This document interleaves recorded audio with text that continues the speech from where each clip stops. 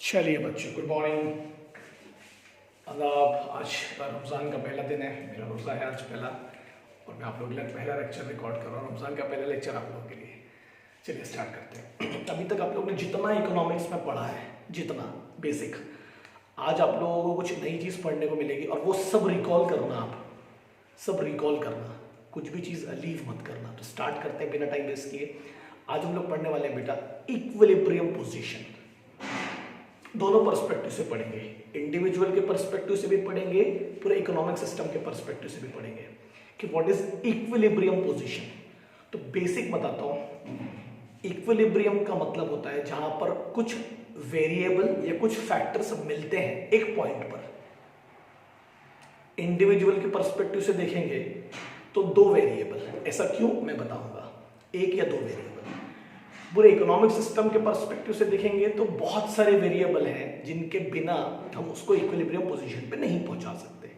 पहले एक मीनिंग पढ़ लेते हैं आपके लिए। इक्विलिब्रियम पोजीशन का मतलब होता है एक ऐसी पोजीशन जहां पर हर कोई पहुंचना चाहता है, जहां पर हर कोई पहुंचना चाहता है। Everyone wants to achieve that position because that position shows that you are achieving the maximum allocation of resources and maximum satisfaction.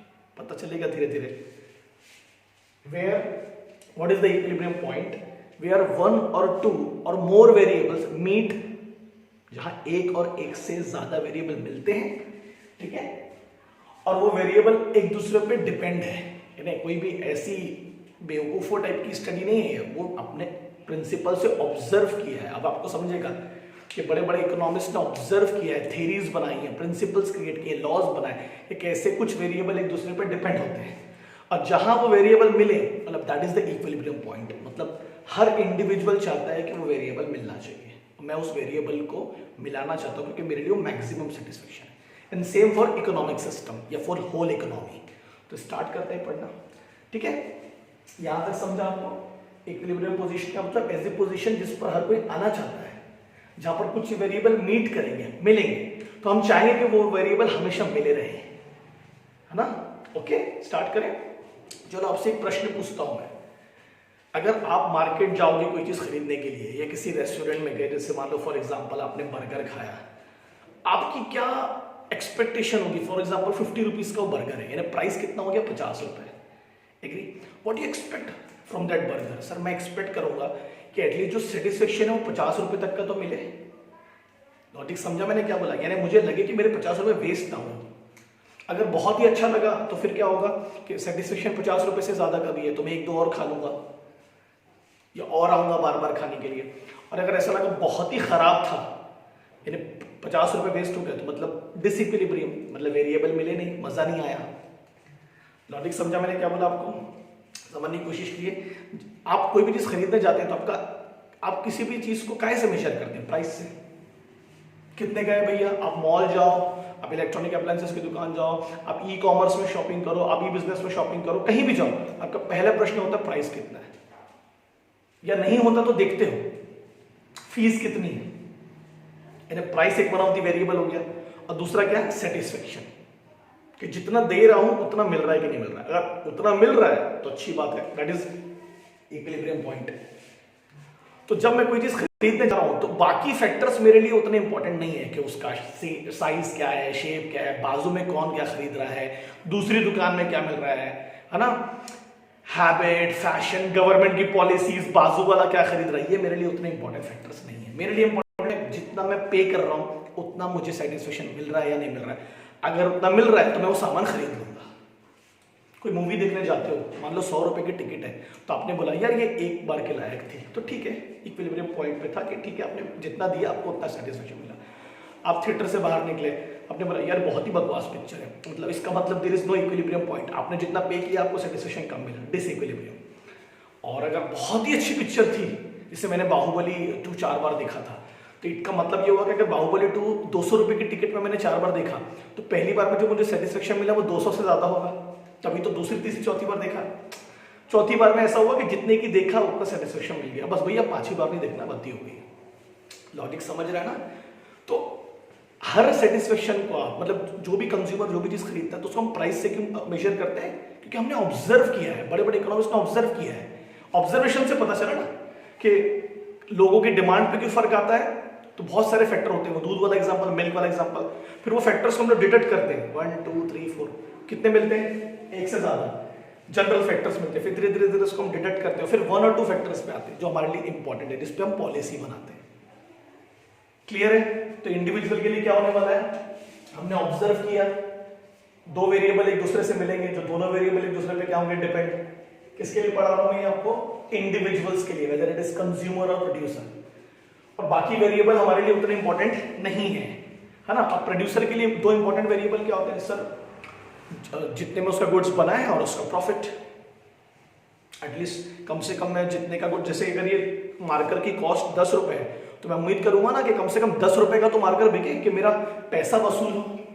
तो ये कैसे पता चला, ऑब्जर्वेशन से ना। हमने प्रोड्यूसर्स को ऑब्जर्व किया कि जब कॉस्ट पे आप गुड्स को बेचते हो तो धंधा चलता है, लोग ठीक है सेटिस्फाइड होते हैं। बट अगर कॉस्ट से कम में बेचोगे तो फिर धंधा बंद करना पड़ेगा आपको। चलेगा, समझा मैंने क्या बोला। तो प्राइस इक्वल्स टू कॉस्ट चलेगा, price is more than cost भी चलेगा। हम तो चाहते हैं कि हम ज्यादा पे बेचे, है ना। बट प्राइस अगर कम हो गया कॉस्ट के मुकाबले तो फिर नहीं होगा। तो ये दो वेरिएबल हो गए ना आपके लिए इंपॉर्टेंट। बाकी वेरिएबल से कोई फर्क ही नहीं है, उसकी पैकेजिंग क्या है, लेबलिंग क्या है, बाजू वाला क्या बेच रहा है, वो क्या लेना देना, मेरा कॉस्ट निकलना चाहिए ना। तो अदर फैक्टर्स को हम क्या कर लेते हैं, कांस्टेंट। जब इंडिविजुअल डिसीजन लेता है तो उसके लिए बाकी फैक्टर्स इंपॉर्टेंट नहीं है। रिमेंबर दिस थिंग्स, भूलना नहीं इस चीज को, ठीक है। क्योंकि वो इतने सारे फैक्टर्स के हिसाब से अगर अपने डिसीजन लेगा तो वो सही डिसीजन नहीं ले पाएगा। आप क्रिकेट खेलते हो, चलो मुझे एक एग्जांपल दो। क्रिकेट में बैट्समैन के लिए सबसे इंपॉर्टेंट उसकी इक्विलिब्रियम पोजीशन क्या होती है, सबसे इंपॉर्टेंट चीज कि सर वो 6 मारे, रन ज्यादा से ज्यादा रन बनाए, मैच जिताए अपनी टीम को। तो अगर उसे 6 मारकर मैच जिताना है या रन बनाकर मैच जिताना है, अब देखो मैं बैट्समैन हूं, मुझे एक बॉल पे 6 रन लग रहे हैं अपनी टीम को जिताने के लिए। यानी मैक्सिमम सेटिस्फेक्शन क्या है, 6 रन मारना। वो कैसे होगा, सब जब दो वेरिएबल मिलेंगे, बॉल और बैट, बाकी वेरिएबल मेरे लिए मैं अज्यूम कर रही हूँ कि एग्जिस्टेंस में ही नहीं है, मैं मानता ही नहीं कि वो मेरे आसपास है। सर बाकी वेरिएबल क्या है, बाकी फैक्टर्स क्या है, एम्पायर, फील्डर, बाहर खड़ी हुई पब्लिक, ऊपर से जाने वाला एरोप्लेन, लॉजिक समझ रहा, मौसम, पीछे खड़ा हुआ विकेट पिकर। मेरा सिर्फ एक ही फोकस है कि बॉल आई, मैंने बैट लिया और बॉल बैट पे लगी, दोनों मिले और 6। जैसे दोनों मिले बॉल और बैट तो छक्का पड़ा, तो इक्विलिब्रियम पॉइंट है, मैक्सिमम सेटिस्फेक्शन। अदर फैक्टर्स, कौन क्या चिल्ला रहा है, पब्लिक क्या बोल रही है, मेरे को फर्क नहीं पड़ता, कौन सा प्लेयर क्या बोल रहा है। लॉजिक समझा, पक्का। तो ये कैसे पता चला हमें, ऑब्जर्वेशन से। ऑब्जर्व किया ना कि 6 मारने से आपको सेटिस्फेक्शन मिलता है, और वो 6 कब पड़ेगा, जब बॉल और बैट का मिलन होगा। समझा कि नहीं समझा भाई, पक्का। अगर बाजू से अपने किसी प्लेयर ने चिल्लाया और आपने ऐसा देखा, ध्यान भटक गया, तो छक्का पड़ेगा क्या, नहीं। तो अदर फैक्टर्स को हम कांस्टेंट अज्यूम कर लेते हैं। तो कितने फैक्टर्स पे बेस्ड होती है इंडिविजुअल इक्विलिब्रियम पोजीशन, 2 फैक्टर्स, वो हमने ऑब्जर्व करके पाया।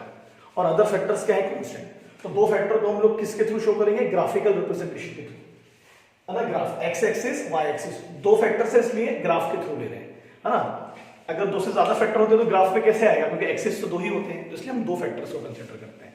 तो या तो वो 2 फैक्टर्स में डायरेक्ट रिलेशन होगा, दोनों एक साथ बढ़ेंगे या कम होंगे, जो हम बाद में डिटेल में पढ़ेंगे चैप्टर में, या दोनों में इनवर्स रिलेशन होगा। जैसे प्राइस अगर कम होता है तो नॉर्मली डिमांड बढ़ती है और वाइस वर्सा, ठीक है। बेसिक समझा, ठीक है। तो अगर इनवर्स रिलेशन होगा, जैसे प्राइस बढ़ रहा है, डिमांड कम हो रही है, नॉर्मली ऐसा होता है, तो स्लोप आता है नेगेटिव, ऐसे कि प्राइस बढ़ने लगा और डिमांड क्या होने लगी, कम। प्राइस बढ़ने लगा, डिमांड कम होने लगी, तो नेगेटिव स्लोप आएगा, ठीक है। वो मैं आपको डिटेल में बताऊंगा बाद में। और अगर दोनों बढ़ रहे हैं, दोनों कम हो रहे हैं, तो कौन सा स्लोप आता है, पॉजिटिव। दोनों बढ़ रहे हैं या दोनों कम हो रहे हैं, तो ये ग्राफिकल रिप्रेजेंटेशन के थ्रू हम आगे जाके पढ़ने वाले हैं। बाकी आपको समझ में आया मैंने क्या बोलने की कोशिश किया। और जो अदर फैक्टर्स हैं, चाहे कंज्यूमर के लिए, प्रोड्यूसर के लिए, उससे उनको कोई फर्क नहीं पड़ता। तो अदर फैक्टर्स क्या है, यहाँ पर कांस्टेंट है। ये आजू बाजू में जो फैक्टर्स है, मेरे को फर्क नहीं पड़ता, मेरे को छक्का मारना है, सिर्फ बॉल और बैट को मिलाना है ना। कौन क्या खरीद रहा है, कौन कितने बेच रहा है, मेरे को मेरा प्राइस का सेटिस्फेक्शन मिलना चाहिए, मेरे को कॉस्ट रिकवर होना चाहिए। लॉजिक समझा बच्चों मैंने क्या बोला, पक्का, ओके।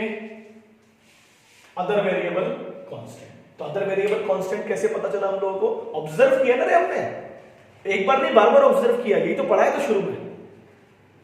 इसमें तो प्रिंसिपल्स और थ्योरीज और लॉज बने ना, कि ऐसा होने पर ऐसा ही होता है। पढ़ाया कि नहीं पढ़ाया, पॉजिटिव इकोनॉमिक्स, समझा कि नहीं समझा भाई? What is equilibrium position for individuals? पक्का समझा? अरे समझा क्या भाई?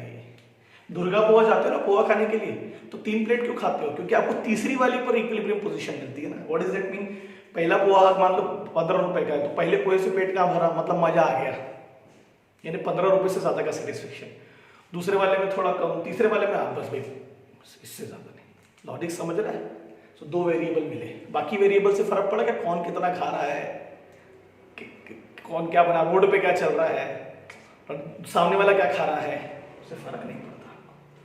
ठीक है, समझा पक्का?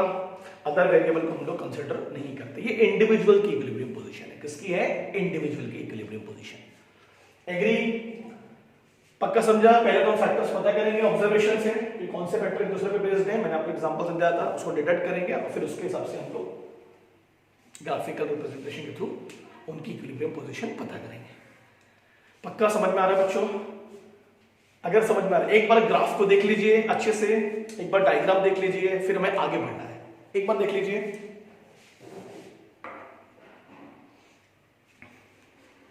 ठीक है?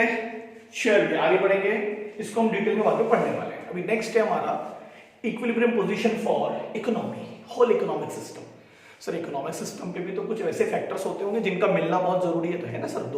दो ऐसे वेरिएबल है जो मिलेंगे तो इकोनॉमिक सिस्टम अच्छे से काम करेगा, नहीं मिलेंगे तो लोचा होगा। सर वो 2 फैक्टर्स के नाम बोलो ना। आपको कैसे पता? मेरे को नहीं पता भाई, पूरी दुनिया को पता है।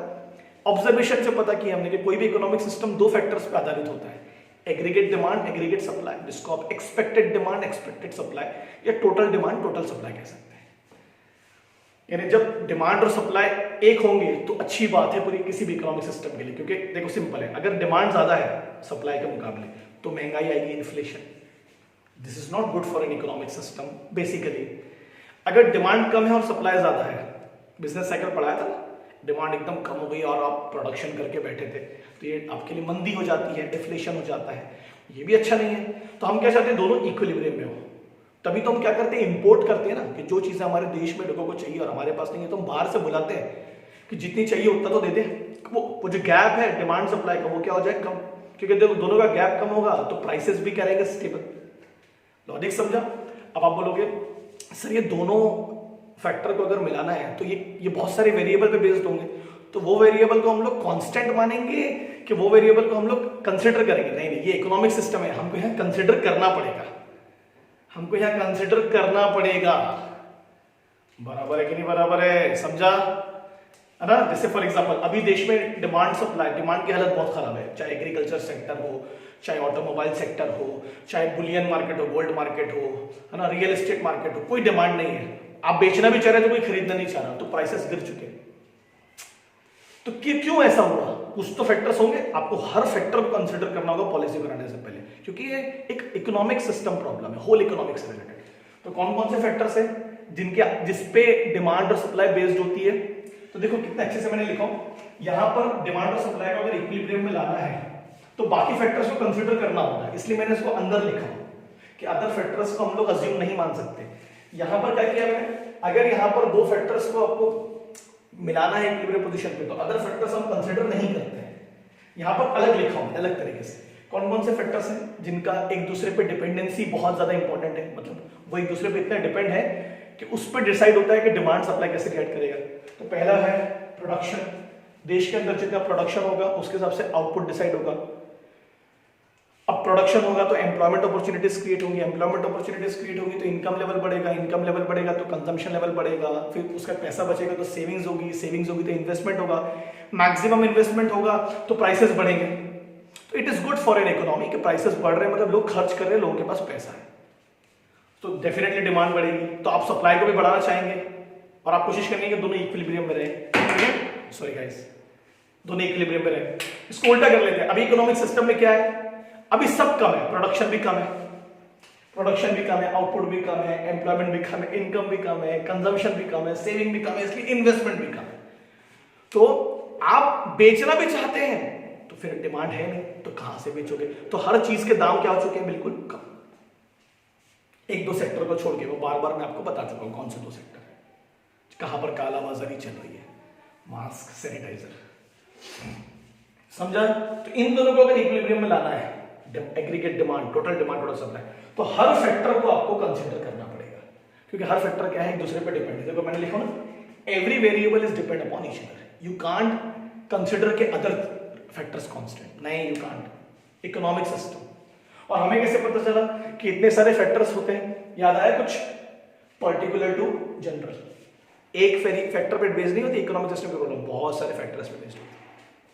और वो हमें ऑब्जर्वेशन से पता चला। कुछ याद है, पढ़ाया था इंडक्टिव मेथड, कि जब इकोनॉमिक सिस्टम की प्रॉब्लम होती है तो हम पता करना चालू करते हैं कि कितने सारे फैक्टर्स हो सकते हैं, तो हमें बहुत सारे फैक्टर्स मिलते हैं और हर फैक्टर एक दूसरे पे क्या होता है, डिपेंड। समझा कि नहीं समझा? तो अभी सरकार चाहेगी 6 महीने बाद, 8 महीने बाद कि डिमांड सप्लाई मीट कर जाए, क्योंकि अभी तो डिमांड फॉल पे है, बिल्कुल हालत खराब है, इसलिए तो रिसेशन की बात कर रहे हैं ना हम लोग, प्राइसेस गिरते जा रहे हैं। तो डिमांड बढ़ाने के लिए सरकार को क्या करना पड़ेगा? बोलो बोलो बोलो, इन्वेस्टमेंट, एम्प्लॉयमेंट अपॉर्चुनिटी क्रिएट करनी पड़ेगी कि लोग बेचना चाह रहे हैं तो लोग खरीदे भी कम से, तभी तो प्राइस लेवल इक्वल रहेगा। बराबर है? समझा? अगर डिमांड ज्यादा रही सप्लाई के मुकाबले तो प्राइसेस ज्यादा रहेंगे, जिसको हम इन्फ्लेशन कहते हैं। डिमांड कम रही तो प्राइसेस क्या रहेंगे? कम रहेंगे। डिमांड है ही नहीं, आप बेचने के लिए कोशिश करो, तो हम चाहेंगे कि ये पोजीशन रहे, दोनों ही, जो पॉसिबल नहीं है बट हम लाना तो चाहते हैं एज ए इकोनॉमिक सिस्टम। समझा? तभी तो इंपोर्ट्स किए जाते हैं ना, कि वो जो डिमांड का जो गैप है उसे कम किया जाए, सप्लाई का जो गैप है उसे कम किया जाए। सही है बच्चों? पक्का समझ में आ रहा है? देखो डिमांड नहीं है तो क्रूड ऑयल के प्राइस देखो जीरो, माइनस में चले गए, कोई गाड़ियां ही नहीं चला रहा, कोई ट्रांसपोर्टेशन नहीं है, तो वो लोग क्या कर रहे हैं, भैया हमसे पैसे लो और हमारा ऑयल खरीद लो। लॉजिक समझ रहे हो? उनको अपनी इकोनॉमी को बचाना है, अरब कंट्रीज को। समझा इक्विलिब्रियम पोजीशन क्या है? अगर समझा तो प्लीज मुझे बताइएगा, क्योंकि हम कल जो पढ़ने वाले मार्जिनलिज्म प्रिंसिपल, वो इसके बाद का कनेक्टेड टॉपिक है, तो आपको मजा आएगा पढ़ने में। पक्का बच्चों? कंसेप्ट समझ में आ गया कि नहीं? क्रिकेट वाला एग्जांपल समझा? इसमें स्टेडियम वाला ले लो, जो मैच करा रहा है, जैसे कोई ऑर्गेनाइजेशन है, तो उनके लिए सिर्फ बैट और बॉल इंपॉर्टेंट है कि पब्लिक भी इंपॉर्टेंट है, लाइट भी इंपॉर्टेंट है, बाहर की सिक्योरिटी भी इंपॉर्टेंट है? अगर एक अच्छा मैच कराना है, अच्छा टूर्नामेंट कराना है, तो हर फैक्टर को कंसिडर करना पड़ेगा, माइक को, लाइट को, एम्पायर को, ग्राउंड को, ग्राउंड्समैन को, स्टंप को। समझा? हर फैक्टर क्या होगा, एक दूसरे पर डिपेंड, तभी तो मैच अच्छा होगा, तभी तो दोनों टीम अच्छे से खेलेंगी। एग्जाम्पल समझा? पक्का? दोनों अगर एग्जांपल समझते, दोनों कंडीशन समझती, तो पहला चैप्टर समझ लो, खत्म कर दिया हम लोगों ने। ठीक है बच्चों? चलो मुझे जल्दी से बताओ, देखने के बाद में बाय, टाटा, टेक केयर। समझा कि नहीं समझा? कि कुछ और लिखना है कि रुक जाओ, एक बार देख लोगे अच्छे से, आराम से देखना वीडियो, ठीक है बच्चों? सब समझेगा, मैं गारंटी दे रहा हूं आप लोगों को। और जो जो मैंने बोला उसको प्लीज अपनी कॉपी में लिखेंगे, जितने एग्जाम्पल्स मैंने दिए हो।